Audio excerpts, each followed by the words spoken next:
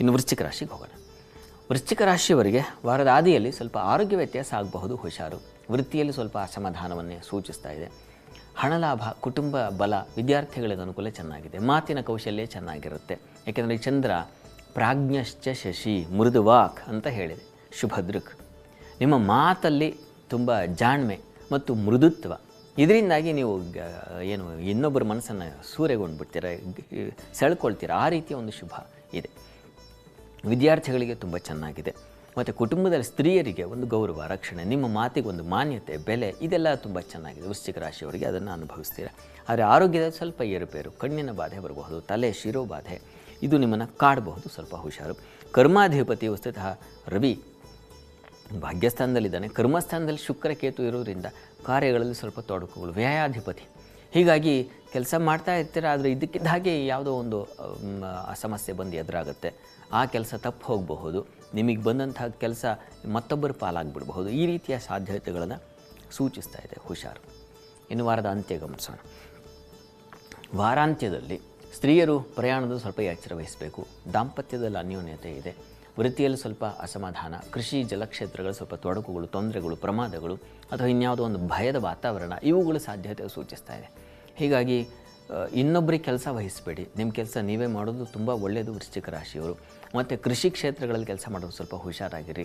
ಅಲ್ಲೇನೋ ವಿಷಜಂತುಗಳ ನಾಗ ಕಾಟ, ಮತ್ತೊಂದು ಹೀಗೆ ವಿಷಪ್ರಾಣಿಗಳ ಒಂದು ತೊಂದರೆ ಅದು ಸೂಚಿಸ್ತಾ ಇದೆ. ಪ್ರಯಾಣದಲ್ಲೂ ಅಷ್ಟೇ ಸ್ವಲ್ಪ ತೊಂದರೆಗಳಾಗಬಹುದು. ಹೆಣ್ಮಕ್ಳು ಸ್ವಲ್ಪ ಹುಷಾರಾಗಿ ಗಾಡಿ ಓಡಿಸುವಾಗ ಎಚ್ಚರ ಇರಲಿ. ಇದಕ್ಕೆ ಪರಿಹಾರ ಏನಪ್ಪ ವೃಶ್ಚಿಕ ರಾಶಿಯವರಿಗೆ ಅಂದರೆ ದುರ್ಗಾ ಸ್ಮರಣೆ, ದುರ್ಗಾ ಸನ್ನಿಧಾನಕ್ಕೆ ಹೋಗಿ ಒಂದು ಅಭಿಷೇಕ ಮಾಡಿಸೋದು ಅಥವಾ ಅಷ್ಟೋತ್ತರ ಹೇಳ್ಕೊಳ್ಳೋದು, ಅಂತೂ ದುರ್ಗಾ ಪ್ರಾರ್ಥನೆ ನಿಮಗೆ ಒಂದು ಬಲ ಕೊಡುತ್ತೆ, ಮಾಡಿ.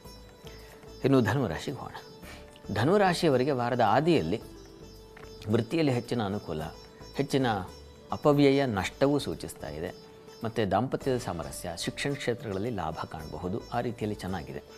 ನಿಮಗೆ ಬುಧನ ಬಲ ಚೆನ್ನಾಗಿರೋದ್ರಿಂದ ಕೆಲಸ ಕಾರ್ಯಗಳಲ್ಲಿ ಯಾವುದೇ ಕೆಲಸ ಇರಲಿ, ಜಾಣ್ಮೆಯ ಅಧಿಪತಿ ಬುಧ. ಹೀಗಾಗಿ ನೀವೊಂದು ಪಂಚರ್ ಅಂಗಡಿಯಿಂದ ಹಿಡಿದು ನಿಮ್ಮ ಅಧಿಕಾರದ ಸ್ತರದಲ್ಲಿ ಇದ್ದರೂ ಅಲ್ಲೆಲ್ಲ ಕೆಲಸಗಳಲ್ಲಿ ಒಂದು ಜಾಣ್ಮೆ, ಕೌಶಲ್ಯದಿಂದ ಕೆಲಸ ಮಾಡ್ತಕ್ಕಂಥ ಒಂದು ಚಾತುರ್ಯ, ಅದು ತುಂಬ ಚೆನ್ನಾಗಿದೆ.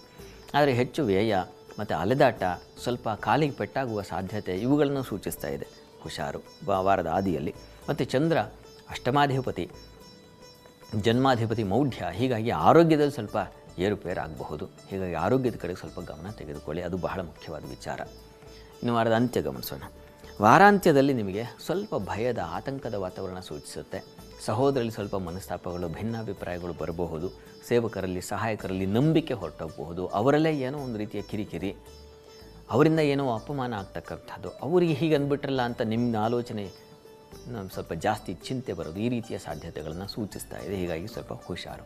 ಆದರೆ ವೃತ್ತಿಯಲ್ಲಿ ಕರ್ಮಾಧಿಪತಿ ಚೆನ್ನಾಗಿದ್ದಾನೆ, ಹೀಗಾಗಿ ಆತಂಕ ಬೇಡ. ಶುಕ್ರ ಕರ್ಮಸ್ಥಾನಕ್ಕೆ ಹೋಗ್ತಾನೆ, ಅವನು ನೀಚ ಸ್ಥಾನದಲ್ಲಿರ್ತಾನೆ, ಹೀಗಾಗಿ ಸ್ವಲ್ಪ ಹುಷಾರಾಗಿರಿ. ವೃತ್ತಿ ಸ್ಥಳದಲ್ಲಿ ಸ್ತ್ರೀ ಪುರುಷರ ನಡುವೆ, ಅದು ಕೊನೆಯಲ್ಲಿ ವಾರದ ಅಂತ್ಯದ ವೇಳೆಗೆ ಸ್ವಲ್ಪ ಹುಷಾರು. ಶಿಕ್ಷಣ ಕ್ಷೇತ್ರಗಳಂತೂ ತುಂಬ ಚೆನ್ನಾಗಿದೆ, ಅನುಕೂಲ ಇದೆ. ಈ ಸ್ಟೇಷನರಿ ಶಾಪ್ಸಲ್ಲಿ ಕೆಲಸ ಮಾಡೋರಿಗೆ ಅಥವಾ ಬಿಸ್ನೆಸ್ಸಲ್ಲಿರ್ತಕ್ಕಂಥವ್ರಿಗೆಲ್ಲ ತುಂಬ ಚೆನ್ನಾಗಿದೆ.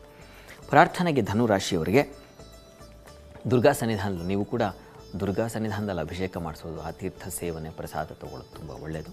ಇದನ್ನು ಮಾಡಿ ಮನಸ್ಸಿಗೊಂದು ಸಮಾಧಾನ ಸಿಗುತ್ತೆ.